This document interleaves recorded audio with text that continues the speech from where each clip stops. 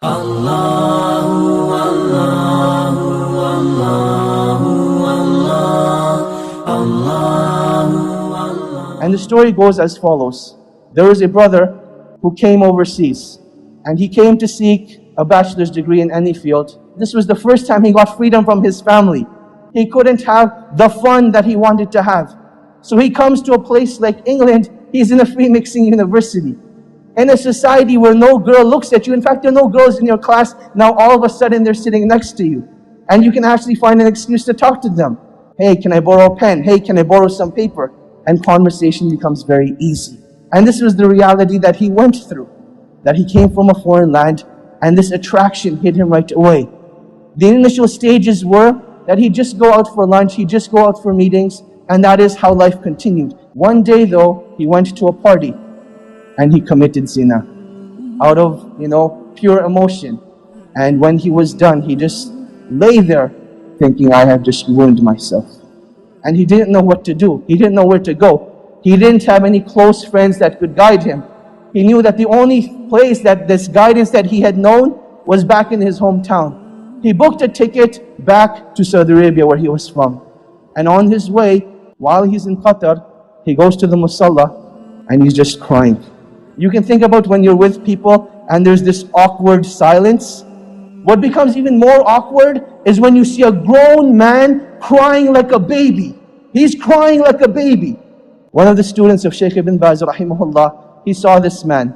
And he goes up to this man and says, oh man, why are you crying? What's wrong? And he explains to him the situation, that I committed zina and I've destroyed myself. And the only way I can get rid of this pain is if I go back and have the hudud implemented on me. This is the only way I will be purified. The student calms the man down and he says, look, don't do anything rash. Let's go back to Riyadh together and we'll deal with the situation. They head back to Riyadh and the man is still crying throughout the whole journey. He feels really bad for what he has done. The student says, look, we've arrived in Riyadh. Go spend the night at home. I will call you in the morning. Just make sure you don't do anything. Don't do anything. Just wait till I call you. The next morning, the student calls Shaykh bin Baz and he asks Shaykh bin Baz, rahimahullah, ya Shaykh, this is what happened. I met this man, he committed zina, and he feels that the only way he can be purified is if he has the hudud implemented on him. Shaykh bin Baz says, tell this man not to turn himself in, but rather the sin has been hidden from the people, continue to hide it. Rather seek forgiveness from Allah subhanahu wa ta'ala and turn yourself to the Quran. Let Allah subhanahu wa ta'ala be your guide. So this is what the Shaykh says to the student. The student calls this man up. Let's give him a name now. His name was Ahmad.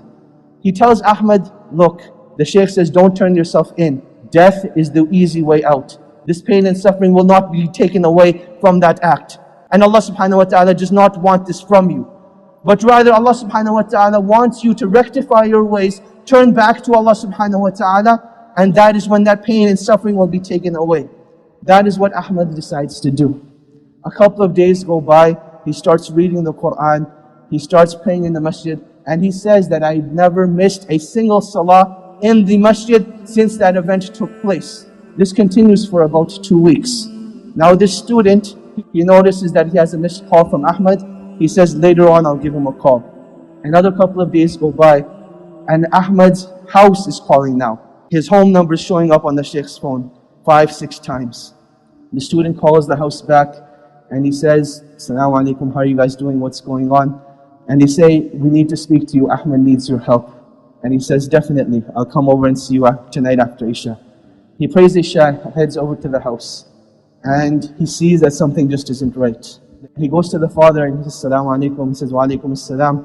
He says, I don't even know what to say to you, but I want to thank you from the bottom of my heart.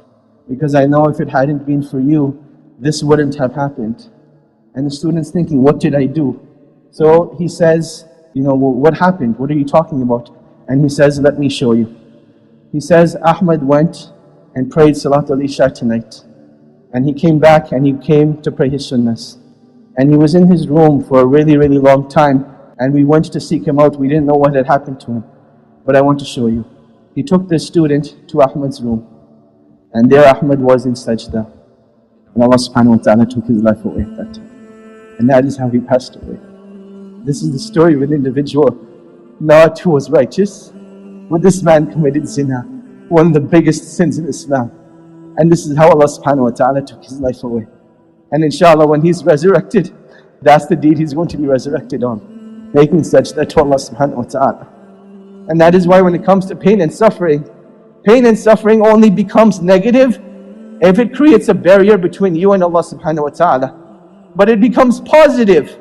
Pain becomes positive, a motivation for you when it brings you back to Allah subhanahu wa ta'ala. And this is what every individual who's going through pain and suffering needs to realize. That this point of pain and suffering is not that Allah subhanahu wa ta'ala wants to punish you, but rather this is a calling from Allah subhanahu wa ta'ala. Oh my slave, come back to your Lord. Oh my slave, this is a reminder for you that I want to bring you back to me. And you can react one of two ways.